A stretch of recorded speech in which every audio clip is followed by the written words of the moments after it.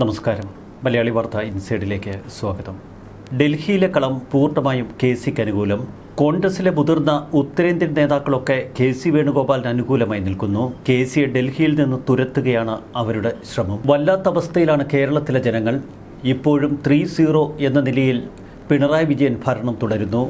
മറുവശത്ത് 3G ആയി കോൺഗ്രസും. ക്ലിഫ് ഹൗസിലിരുന്ന് മുഖ്യമന്ത്രി പിണറായി വിജയൻ ഇപ്പോഴും ഫയലുകൾ ഒപ്പിടുന്നു എന്നതാണ് കേരളത്തിൻ്റെ ഏറ്റവും വലിയ ശാപം.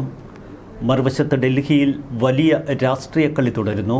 അമേഠിയിൽ തോറ്റമ്പിയ രാഹുൽ ഗാന്ധിക്ക് വയനാട് എന്ന് സുരക്ഷിത സീറ്റൊരുക്കി കേരളത്തിലേക്ക് കൂട്ടിക്കൊണ്ടുവന്നത് കെ സി വേണുഗോപാലാണ്.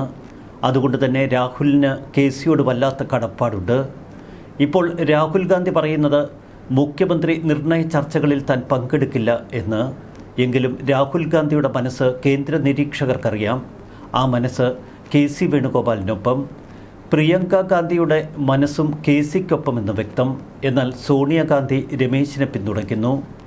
ഇവിടെയാണ് ജനങ്ങളെ തെരുവിലിറക്കി സതീശൻ്റെ യജ്ഞം. ഇന്നലെ രാത്രി സതീശനും രമേശും ഡൽഹിയിലെത്തി. സതീശനു വേണ്ടി വലിയ സ്വീകരണമാണ് ഡൽഹിയിൽ ഒരുക്കിയത്. MSF വിദ്യാർത്ഥികൾ കേരള ഹൗസിന് മുന്നിലെത്തി സതീശന് വേണ്ടി മുദ്രാവാക്യം വിളിച്ചു. അവിടേക്ക് കടന്നു വന്ന KPCC അധ്യക്ഷനെ കൂകി വിളിച്ചു. ഡൽഹിയിലെ കളം പൂർണ്ണമായും കെ സി വേണുഗോപാലിന് അനുകൂലമാണ് എന്ന് ഡൽഹിയിലെത്തിയ രമേശിനും സതീശനും വ്യക്തമായി. കേരളത്തിൽ നടക്കുന്ന പ്രകടനങ്ങളും പ്രതിഷേധങ്ങളുമൊക്കെ തനിക്ക് വീണ്ടും നെഗറ്റീവായി എന്ന് സതീശൻ തിരിച്ചറിഞ്ഞു.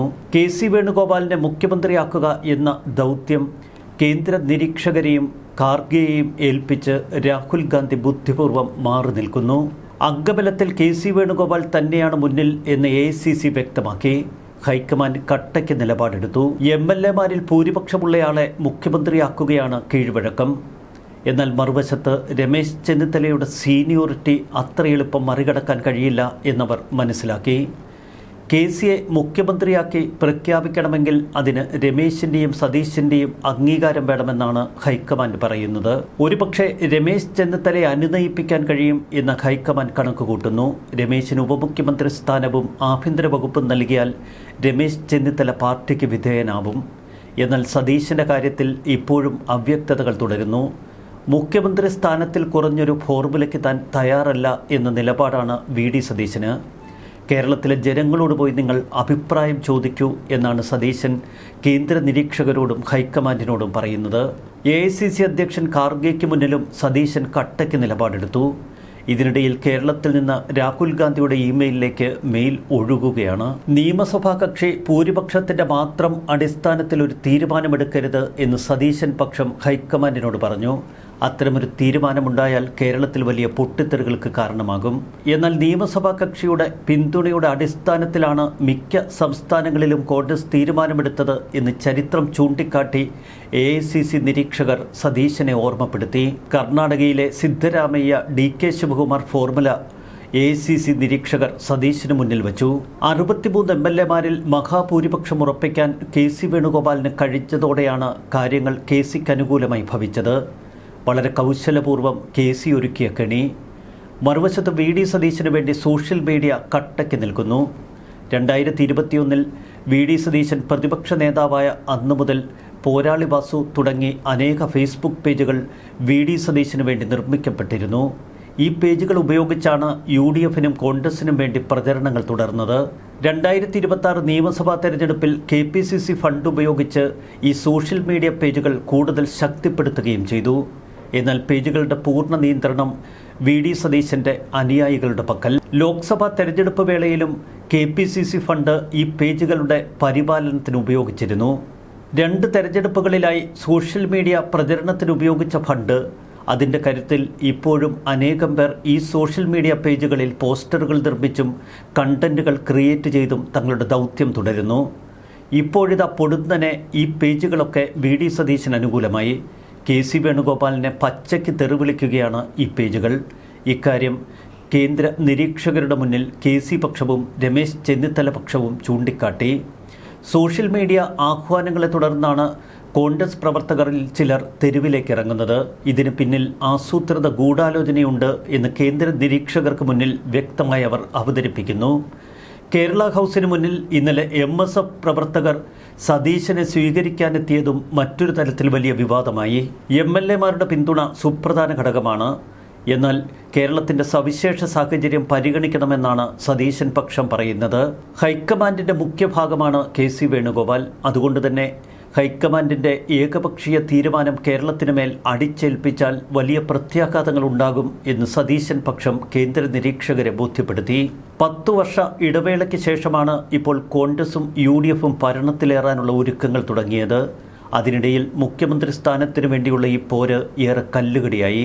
ജയം സമ്മാനിച്ചതിൻ്റെ ക്രെഡിറ്റ് പ്രതിപക്ഷ നേതാവിനാണ് എന്ന് സതീശൻ പക്ഷം പറയുന്നു. എന്നാൽ പദവികൾക്കപ്പുറം ജനങ്ങൾക്കിടയിൽ തനിക്ക് സ്ഥാനമുണ്ട് എന്ന് ചെന്നിത്തല വിശ്വസിക്കുന്നു. പാർട്ടിയുടെ സീനിയോറിറ്റിയും പക്വതയും കണക്കിലെടുക്കണമെന്നാണ് രമേശ് ചെന്നിത്തലയുടെ വാദം. പാർട്ടി അണികൾക്കിടയിലും പൊതുസമൂഹത്തിലും സതീശൻ മുഖ്യമന്ത്രിയാകണമെന്ന പൊതുവികാരം ഇപ്പോൾ നിലനിൽക്കുന്നു. എന്നാൽ ഈ പൊതുവികാരം സൃഷ്ടിക്കപ്പെട്ടവയാണ് എന്ന് KC പക്ഷം കേന്ദ്ര നിരീക്ഷകരോട് വാദിക്കുന്നു. മുഖ്യമന്ത്രി പദമല്ലാതെ തനിക്ക് മറ്റൊന്നും വേണ്ട എന്ന കടുത്ത നിലപാടിൽ ഇപ്പോഴും സതീശൻ തുടരുന്നു. ഈ പിടിവാശിക്ക് മുന്നിൽ ഹൈക്കമാൻഡ് അയച്ചുകൊടുത്താൽ അത് വല്ലാത്ത കീഴ്വഴക്കമാകും എന്ന ഭയം ഹൈക്കമാൻഡിനുമുണ്ട്. പ്രായത്തിലും ഭരണപരിചയത്തിലും പക്വതയിലുമൊക്കെ മുന്നിലാണ് രമേശ് ചെന്നിത്തല. ഒരു സമവായ ഫോർമുല എന്ന നിലയ്ക്ക് രമേശ് ചെന്നിത്തലയെ മുഖ്യമന്ത്രിയായി സതീശൻ അംഗീകരിക്കുമോ? ഇതാണ് ഇപ്പോൾ ഉയരുന്ന മറ്റൊരു ചോദ്യം. KC വേണുഗോപാലിന് അനുകൂലമായി നിൽക്കുന്ന കളം.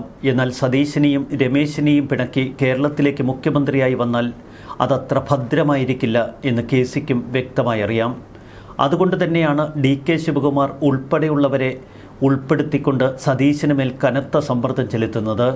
ഏതെങ്കിലും വിധത്തിൽ സതീശനെ അനുനയിപ്പിക്കാൻ കഴിഞ്ഞാൽ രമേശിനെ ഒതുക്കാൻ എളുപ്പമാണ് എന്ന് KC പക്ഷത്തിനറിയാം. VD സതീശന് ഭരണ സംവിധാനത്തെക്കുറിച്ച് വ്യക്തമായ ധാരണയില്ല എന്നാണ് KC പക്ഷം ആരോപിക്കുന്നത്. മറുവശത്ത് രമേശ് ചെന്നിത്തലയെ സംബന്ധിച്ച് ഇത്തരമൊരു ആരോപണമില്ല.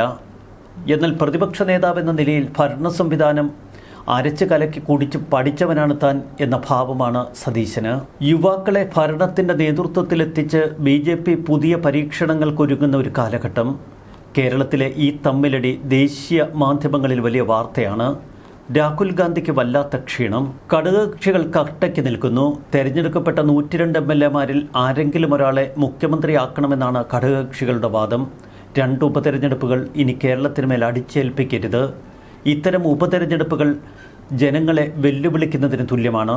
എന്നാൽ മറുവശത്ത് ഉപതെരഞ്ഞെടുപ്പിനെ ഭയപ്പെടേണ്ട എന്ന് KC വേണുഗോപാൽ പക്ഷം കേന്ദ്ര നിരീക്ഷകരോട് പറയുന്നു.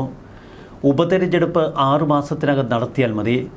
നല്ല ജനകീയ പ്രോഗ്രാമുകൾ അതിനകം അവതരിപ്പിച്ച് കയ്യടി നേടിയെടുത്ത് തെരഞ്ഞെടുപ്പിനെ നേരിടാൻ തനിക്ക് കഴിയും എന്ന ആത്മവിശ്വാസം KC പ്രകടിപ്പിക്കുന്നു.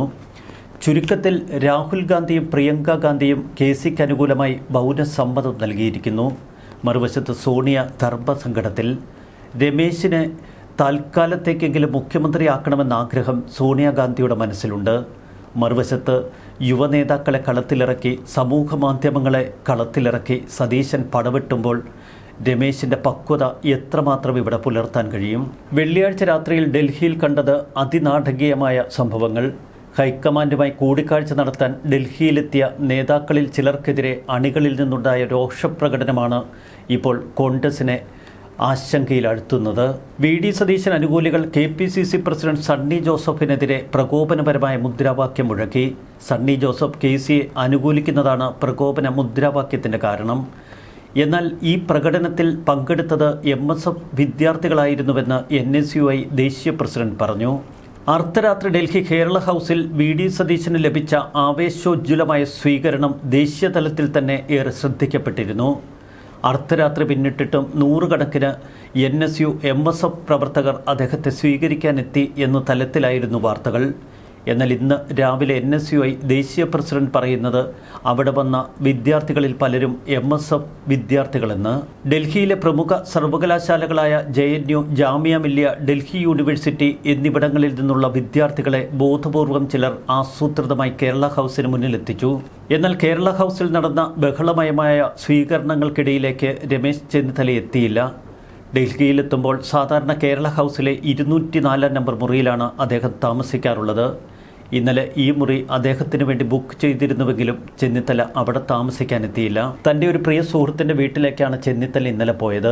KPCC അധ്യക്ഷൻ സണ്ണി ജോസഫ് കേരള ഹൗസിലെത്തിയപ്പോൾ VD സതീശിനു വേണ്ടി ഉച്ചത്തിലുയരുന്ന മുദ്രാവാക്യങ്ങൾ, ഇതിനിടയിൽ സണ്ണി ജോസഫിനെ തെറിവിളിച്ചുകൊണ്ടുള്ള മറ്റു മുദ്രാവാക്യങ്ങൾ. ഇന്ന് രാവിലെ മുതൽ ഇപ്പോൾ ഹൈക്കമാൻഡ് യോഗം ചേരുന്നു. മല്ലികാർജ്ജുൻ ഖാർഗെയുടെ അധ്യക്ഷതയിലാണ് യോഗം. AICC നിരീക്ഷകർ പങ്കെടുക്കുന്നു. രാഹുൽ ഗാന്ധി ഈ യോഗത്തിൽ നിന്ന് വിട്ടുനിൽക്കുകയാണ്.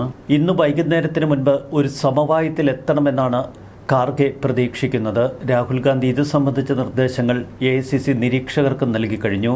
രമേശ് ചെന്നിത്തലയെ പിണക്കി ഒരു ഫോർമുലയും ഉണ്ടാകരുത് എന്ന് സോണിയാഗാന്ധി ശഠിച്ചു. സംസ്ഥാനത്തുടനീളം ഇന്നലെ പ്രകടനങ്ങൾ നടന്നു. പല സ്ഥലങ്ങളിലും VD സതീശന് അനുകൂലമായ പ്രകടനങ്ങൾ. വാട്സാപ്പ് ഗ്രൂപ്പുകളിലൂടെയാണ് ജനത്തെ തെരുവിലിറക്കിയത്. സമൂഹ മാധ്യമങ്ങളിൽ വലിയ ആഹ്വാനം.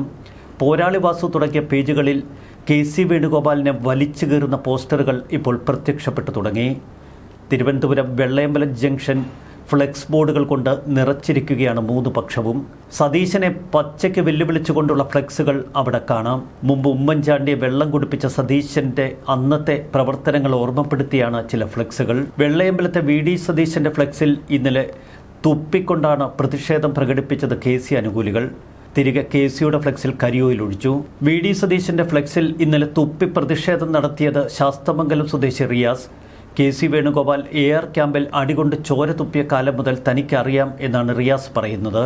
മലപ്പുറം DCC ഓഫീസിന് മുന്നിൽ സ്ഥാപിച്ച KC വേണുഗോപാലിന്റെ ഫ്ലെക്സിൽ സ്പ്രേ പെയിന്റ് അടിച്ച് പ്രതിഷേധം. സെക്രട്ടേറിയറ്റിന് മുന്നിലും VD സതീശനെതിരെ ചോദ്യങ്ങൾ ഉന്നയിക്കുന്ന ഫ്ലെക്സ് ബോർഡുകൾ പ്രത്യക്ഷപ്പെട്ടു. തിരുവനന്തപുരം വെള്ളയമ്പലത്ത് വീണ്ടും ഫ്ലെക്സ് ബോർഡുകൾ ഉയരുകയാണ്. ഇതിനിടയിൽ പല സ്ഥലത്തും VD സതീശന്റെ ഫ്ലെക്സ് ബോർഡുകൾക്ക് മുകളിൽ പോസ്റ്ററുകൾ വീഴുന്നു. ഉമ്മൻചാണ്ടിയെ വേട്ടയാടിയവർക്ക് മാപ്പില്ലെന്നും ആർട്ടിഫിഷ്യൽ ചോയ്സിനെ കേരളം തിരിച്ചറിയുമെന്നും മറ്റ് ഫ്ലെക്സ് ബോർഡുകളിൽ പറയുന്നു. വളരെ വിചിത്രമാണ് കേരളത്തിൽ നടക്കുന്ന പല പ്രതിഷേധങ്ങളും പ്രകടനങ്ങളും. ഈ പ്രതിഷേധങ്ങൾ ജനകീയ സമരങ്ങളായി സതീശൻ പക്ഷം ആവിഷ്കരിക്കുന്നു. മറുവശത്ത് KC പക്ഷം അതിശക്തമായ മുന്നേറ്റമാണ് നടത്തിയിരിക്കുന്നത്. KC വേണുഗോപാലിനെ ഏറെക്കുറെ ഹൈക്കമാൻഡ് ഉറപ്പിച്ചു കഴിഞ്ഞു. എന്നാൽ എങ്ങനെ പ്രഖ്യാപിക്കുമെന്ന പേടി മാത്രമാണ് ഇനിയിപ്പോൾ ബാക്കി. അവിടെ ഒരു സമവായ ഫോർമുല എന്ന നിലയിൽ ഇപ്പോഴും രമേശിൻ്റെ സീനിയോറിറ്റി ഉയർത്തിക്കാട്ടുകയാണ് AK ആന്റണിയും സോണിയാഗാന്ധിയും. News desk Malayali Vartha inside.